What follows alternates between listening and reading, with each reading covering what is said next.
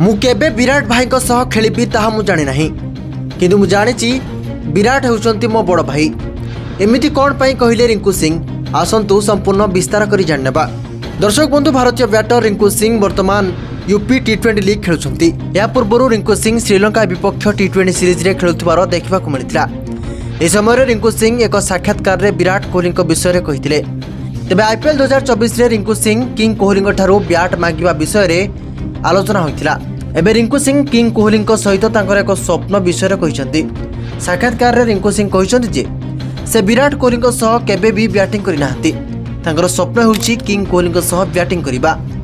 या व्यतीत रिंकू सिंह कहिसंती जे से रोहित शर्मा सह बैटिंग करिसंती। विराट कोहली सह खेलिबा विषय रे रिंकू कहिसंती एकाठी सीरीज खेलिथिले, किंतु विराट भाई सह केबे भी बैटिंग करि पारि नथिले। विराट भाई एवं रोहित भाई सह एक दल रे खेलिबार स्वप्न मु बहुत थर देखिछि। सौभाग्यवशतः मु रोहित भाई सह बैटिंग करिछि एवं पार्टनरशिप करिछि, किंतु दुखर कथा है जे मु विराट कोहली सहित केबे भी बैटिंग पार्टनरशिप करिनी।